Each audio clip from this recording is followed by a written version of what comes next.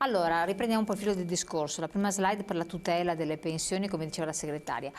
Rosanna Bettella, cosa possiamo ribadire, rimarcare su questi aspetti? Ribadiamo il fatto che il reddito da pensione in questo Paese non è assolutamente tutelato, no? Come diceva... Quindi tagliata la rivalutazione, questo è il primo aspetto. Infatti a gennaio abbiamo avuto una rivalutazione che non era quella che avevamo concordato col governo precedente comunque, però questo governo si è subito distinto con il fatto di mettere le mani in tasca ai pensionati e quindi applicando un sistema di rivalutazione che di fatto penalizza certamente le pensioni superiori a 3 volte il minimo, e che però già erano state toccate anche negli anni precedenti, ma soprattutto senza nessun comunque confronto e addirittura accusando i pensionati di essere avari nel momento in cui hanno protestato, no, con forza. E allora veramente ti senti preso per il naso e questa cosa non possiamo assolutamente essere d'accordo. Qua voi dite che bisogna ricostituire il montante come base di calcolo per chi ha subito il blocco. Cosa vuol dire? Sì, perché significa che se a me per esempio mi bloccano una rivalutazione o comunque la rivalutazione non è adeguata a quello che è il costo della vita eccetera, quello me lo porto dietro per sempre, per cui anche se poi dopo da un certo momento in poi si ripristina la rivalutazione, quei 2 anni, 1 anno, 3 anni, quello che è li ho persi per sempre.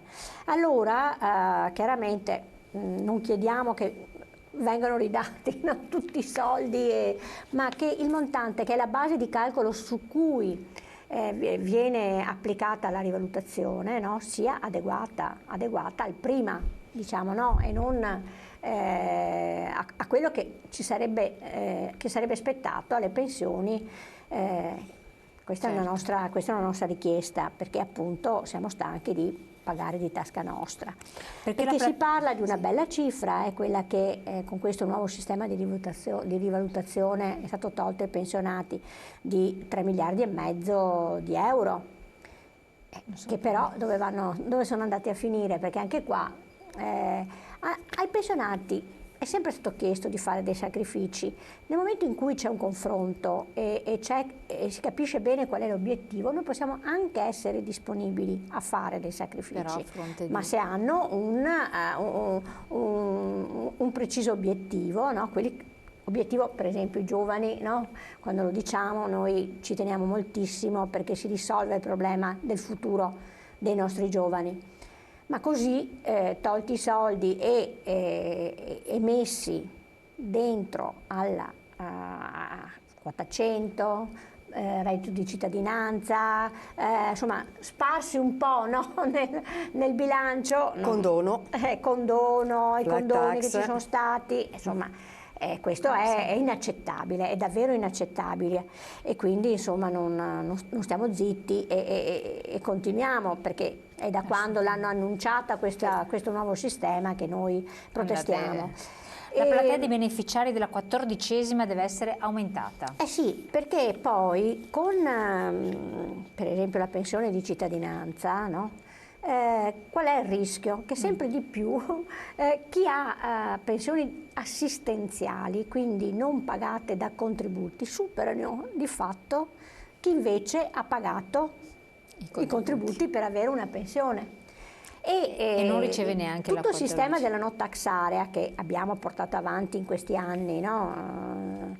Prima per le pensioni fino a 750 euro, poi l'abbiamo allargata nel 2016 alle pensioni fino a 1.000 euro lordi, no? E per noi è stato un grande risultato quello, perché davvero era una risposta seria a un problema che c'è, insomma, delle pensioni basse. Ecco, c'è il rischio che queste pensioni siano scavalcate, no? O comunque uno dice: perché pago i contributi se tanto comunque dopo mi danno? Ma anche quel mi danno è tanto ha tanto di slogan, perché poi adesso i numeri sulle pensioni di cittadinanza, come sul reddito di cittadinanza, non è che vediamo numeri eclatanti, no? Perché poi si sono anche accorti che ci voleva una montagna di risorse e quindi sistematicamente sono stati messi tutta una serie di paletti.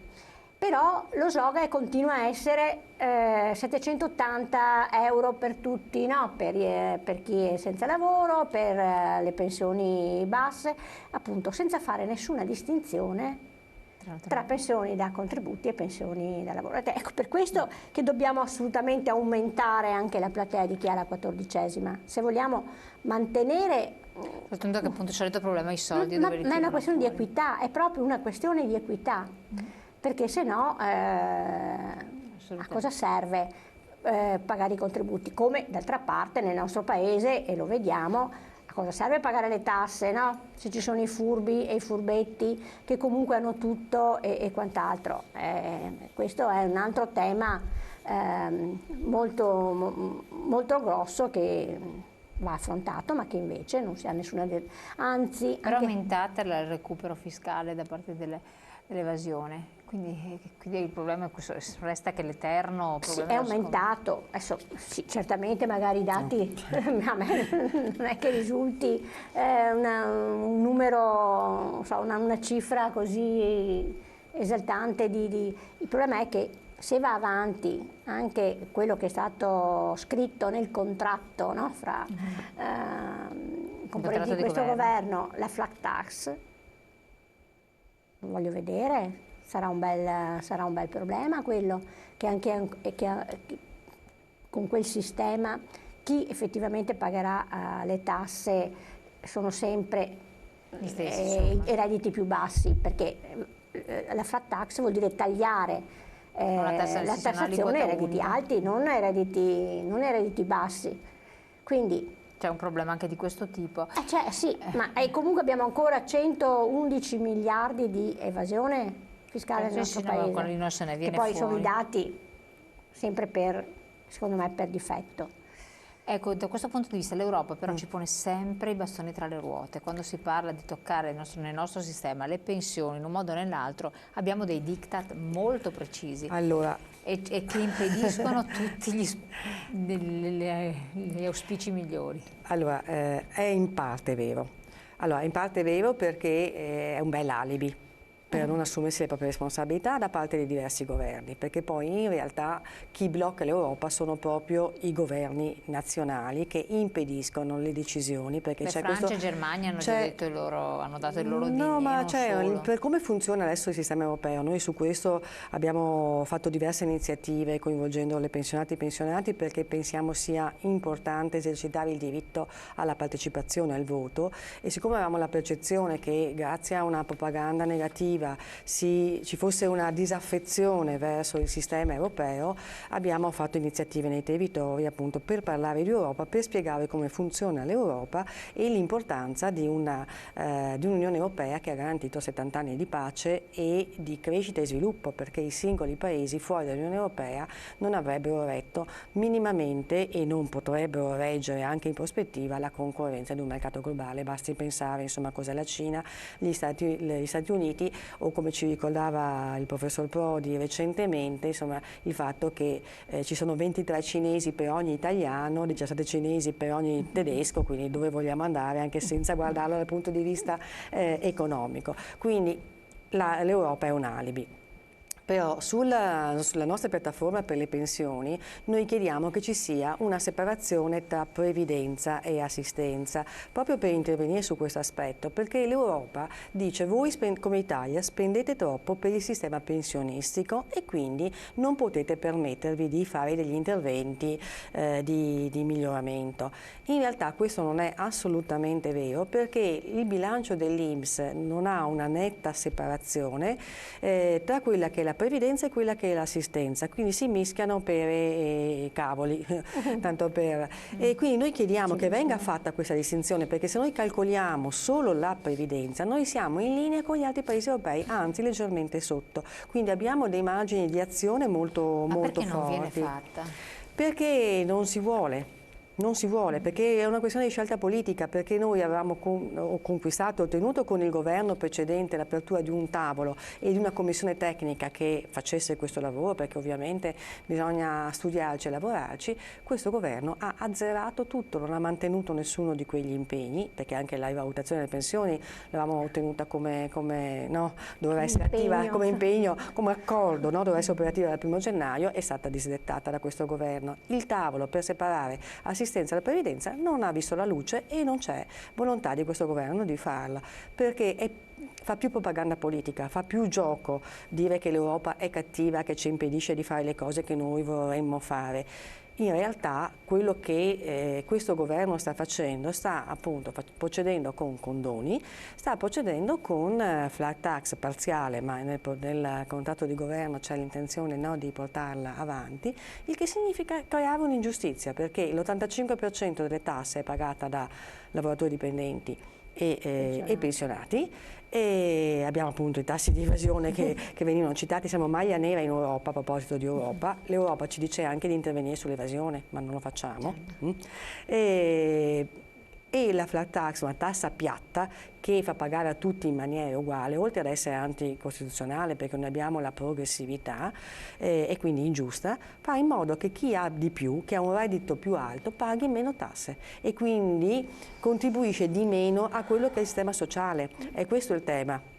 Scuole pubbliche, strade, sanità, la salute, la non autosufficienza vanno finanziate con la fiscalità generale, con le tasse. Se io mi sottraggo al pagamento delle tasse e non esercito la mia responsabilità di cittadino, prendo solo, uso, no, i servizi sociali pubblici e me li faccio pagare dagli altri, da chi? Dai più deboli. È una ingiustizia che è cresciuta in questi anni, perché in questi anni la parte più ricca del paese è diventata sempre più ricca e la parte più povera è sempre più povera. Il centro studi della CGIL ha calcolato che in 10 anni le retribuzioni hanno perso 5.000 euro all'anno, no? Quindi c'è un impoverimento del reddito da lavoro.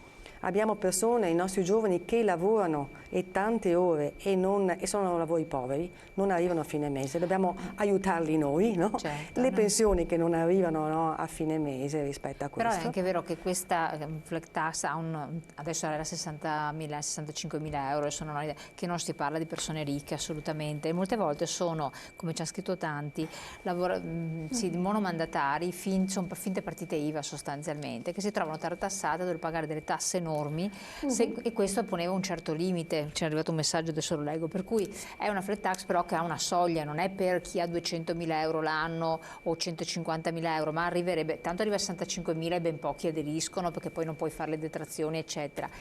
Poi era per agevolare le cosiddette finte partite IVA, cioè coloro che sono costretti a partita IVA in realtà sarebbero i giovani, no? Che sono stati assunti per le aziende che non hanno contratto. Ma non è che, sì, se vogliamo agevolare le finte partite IVA dobbiamo colpire le finte partite IVA. Elevando quel tetto, il rischio è che io dica al mio lavoratore dipendente, cessi come lavoratore dipendente, ti apri la partita IVA, ci guadagni tu e ci guadagno io, perché questo è il meccanismo. Ci sono intere professioni che si stanno sviluppando a partita IVA, nel vuoto legislativo, nell'incapacità dello Stato di esercitare quella funzione di controllo sulla regolarità dei contratti. Ed è una cosa pesantissima, perché poi quando andiamo a parlare di queste figure, di questi ragazzi che sono costretti a lavorare non per scelta, sono costretti a lavorare a partita IVA, cominciamo a pensare qual è la tutela per la salute, per la malattia, qual è la tutela per la maternità, come fanno le ragazze a pensare di progettare? Poi ci preoccupiamo che c'è una denatalità, no? Che siamo un paese che invecchia e che non c'è un tasso di sostituzione adeguato anche nel Veneto. In Veneto noi stiamo diminuendo, ci salvano gli immigrati, altrimenti noi avremo più decessi che non nascite. Come possiamo pensare, no, a uno sviluppo del paese se non diamo delle garanzie rispetto a questo? Allora, un governo serio dovrebbe affrontare quel nodo, non pensare di girarci attorno e consentire a chi fa il furbetto di avere agevolazioni, millantando che lo scopo è uno scopo invece positivo e sano. No? Chiarissimo. Un attimo solo, prima di andare in pubblicità, leggiamo un messaggio che mi sembra sia arrivato, vediamolo insieme. Dividere la previdenza dall'assistenza, questo va fatto, raggiunti i 41 anni è un sacrosanto diritto avere la pensione, anche perché oltre ci sarebbe solo il disagio della vecchiaia o la morte, così lo Stato risparmia. non possiamo che essere d'accordo, ovviamente, è la nostra piattaforma, esatto, quindi esatto. su questo saremo in piazza il 1° giugno. Sì. Allora andiamo in pubblicità, poi parliamo della legge sulla non autosufficienza, un'altra questione rimarcata che si continua a dire che ha una sua importanza, quindi la rispieghiamo un attimo e ne parliamo insieme tra poco.